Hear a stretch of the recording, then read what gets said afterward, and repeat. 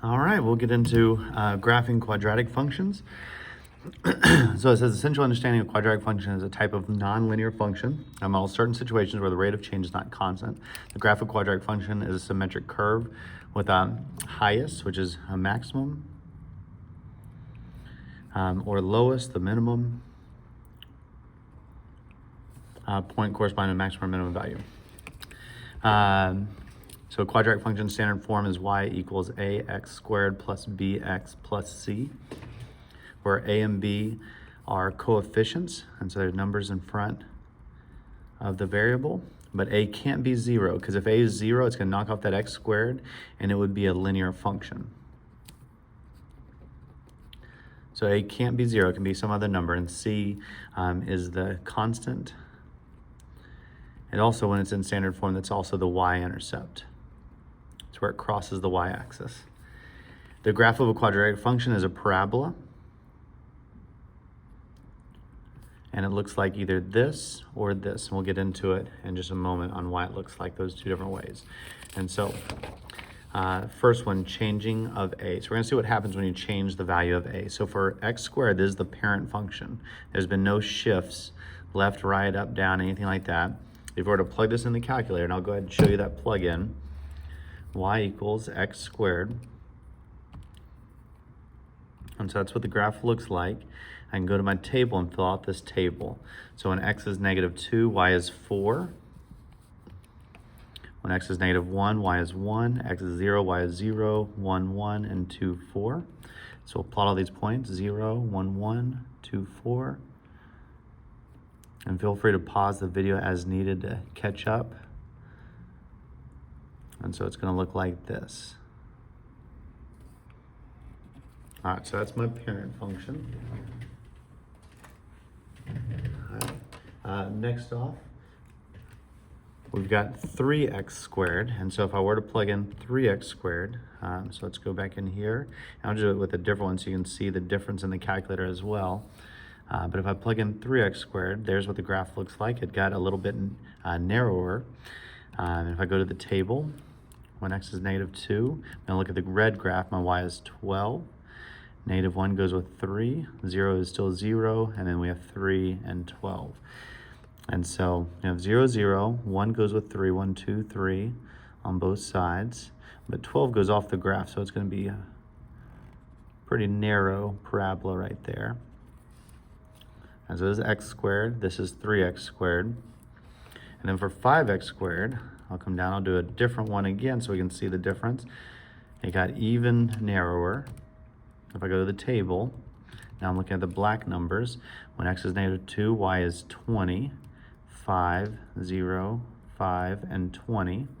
So 0, 0, 1 goes up to 5. So 1, 2, 3, 4, 5 on both sides. And so it's an even narrower u.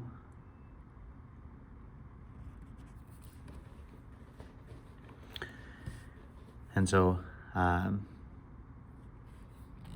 then come down here, we'll do 1/2 x squared. So I'll go ahead and get rid of these, and now we'll do 1/2 x squared.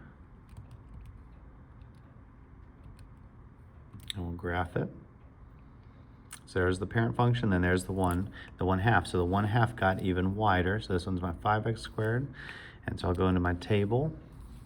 Oops, kind of getting off the video. All right, so if I go into the table, when x is -2, y is 2. Then we have 1/2, 0, 1/2, and 2. And so I'll plot those points. And so 0 goes with 0, 1 goes with 1/2, 2 goes with 2, and same thing on the other side, 1/2 and 2. And so it's a wider u, that's 1/2 x squared. And the last one it asks us to do is -1/2 squared. So we'll go in here and we'll do a separate one, -1/2 x squared. And so it flipped over. And going into my table, we've got -2, -1/2, 0, -1/2, and -2. So it's the same y values as the 1/2 x squared, they just were all negative. And so we got 0, 0, -1, -1/2, -2, -2, 1, -1/2, and 2, -2.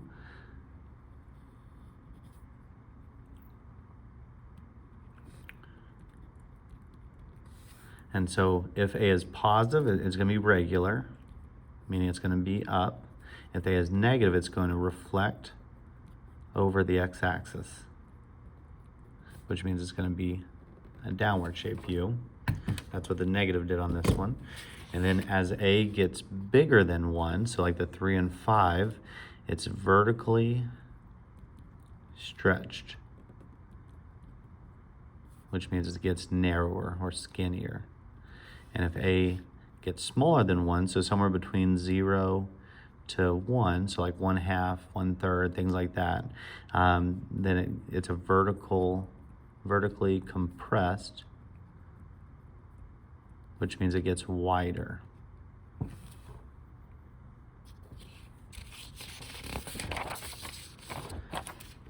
All right, so now we're going to see what happens when you change the c at the end. So again, we have x squared, which that's the parent function. And so x squared, I'll go ahead and graph again, had 0, 0, 1, 1, and 2, 4. And so here is the parent function, just so we can see, okay, what happens as we change the c value. So the first one, x squared plus 3. So we'll go into our calculator. And I'll actually keep the x squared, the parent function, but then I'm going to put in x squared plus 3. And I'm going to go ahead and put in this one as well, x squared minus 4. So we can just do it all together. So I'm going to put all three functions in, the parent, this one, and this one. Oh, let's go ahead and do the last one too. We'll put all of them in. X squared minus 5. So looking at the graphs, there's my parent, there's the plus 3, there's the minus 4, and there's the minus 5. So we'll go into our table. And so for -2, for the red one, that's this first one right here, we have 7, 4, 3, 4, 7. Going back to -2, right here we have 0, -3, -4, -3, and 0. And then from our last one, going back up to -2, we have -1, -4, -5, -4, and -1. And so I'll plot all these graphs. So for my first one, x squared plus 3, we go to -2, 7, -1, 4, 1, 2, 3, 4, 0, 3, 4, 5, 6, 7. All right, so then my next one, x squared minus 4, we have -2, 0, -1, -3, 1, 2, 3, 0, -4, 1, -3, and 2, 0.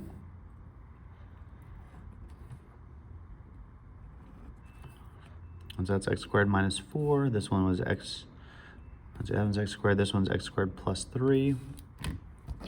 Then lastly, I'll plot the points from the one at the bottom. We have -2, -1, -1, -4, 0, -5. And so it's just under this other parabola. There we go. And so effects of changing the constant, the graph shifts up or down c units.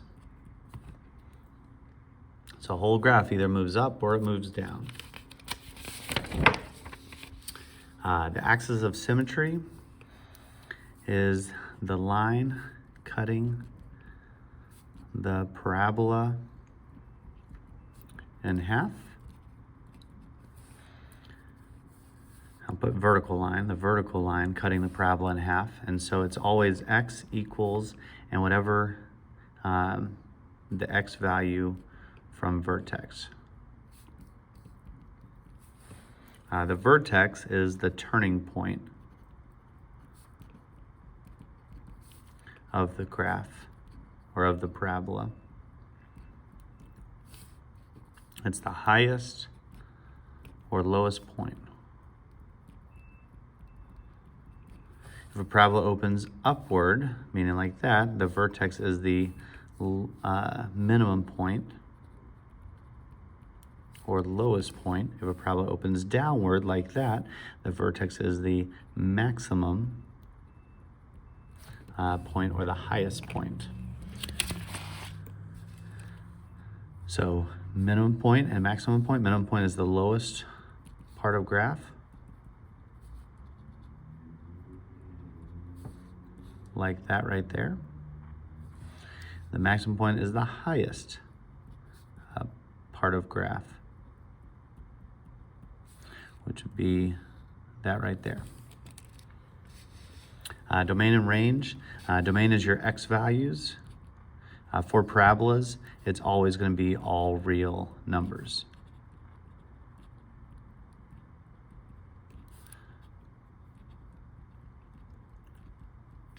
Range is your y values,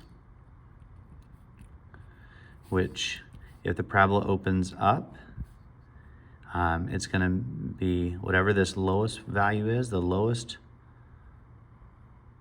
point, and it's going to go all the way up to infinity.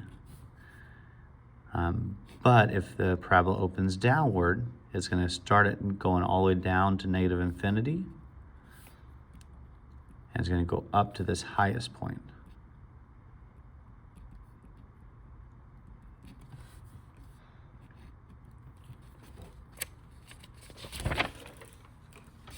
All right, and then the last page.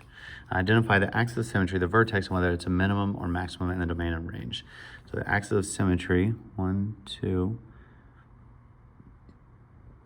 So there's the line where it cuts the parabola in half, x equals 2 right there. The vertex, I don't know what this 4 and 2 are for. I'm just going to cross those off. The vertex, I'm going to say is right there. It's kind of, it doesn't look like it hits right there, but I'm going to bump it down a little bit to get a good point. The x value is 2, the y value is 1.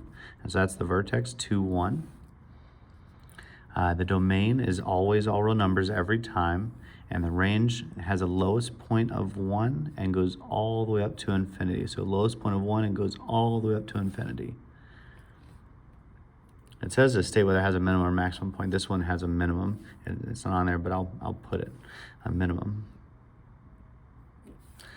This one, the axis of symmetry, is right here is where it cuts it in half. So again, it's x equals 2.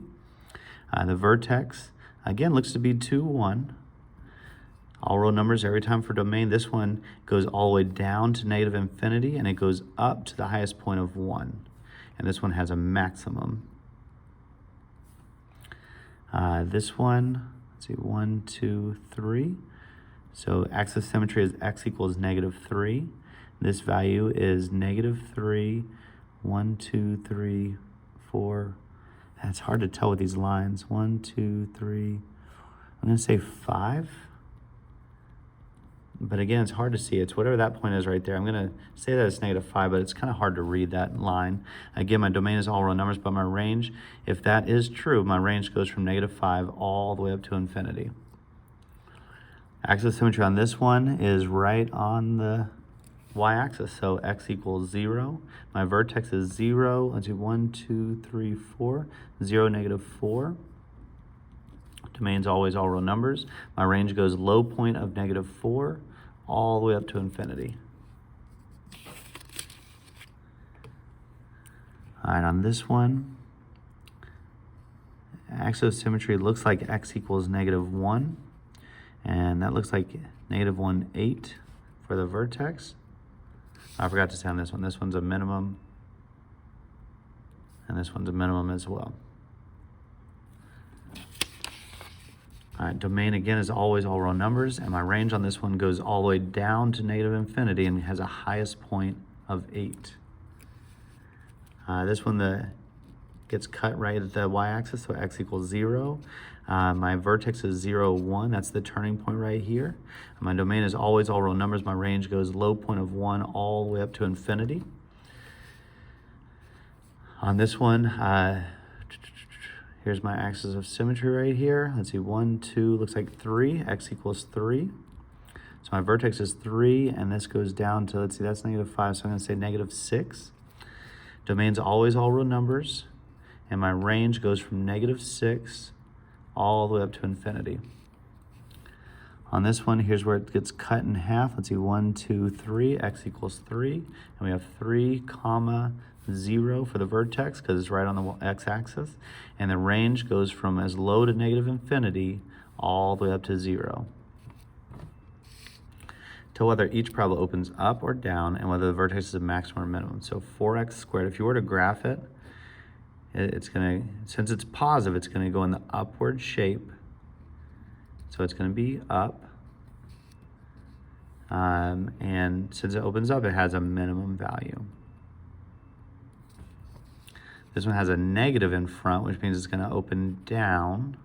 And since it's opening down, it's going to have a maximum value. And this one, it's out of order, so I'm going to rearrange it. I'm going to put the x squared in front, which is a -x squared, and then positive 2x. So a negative in front is going to open down, which means it's going to have a maximum value. And that's it. Hope this made sense. Let me know if you have any questions.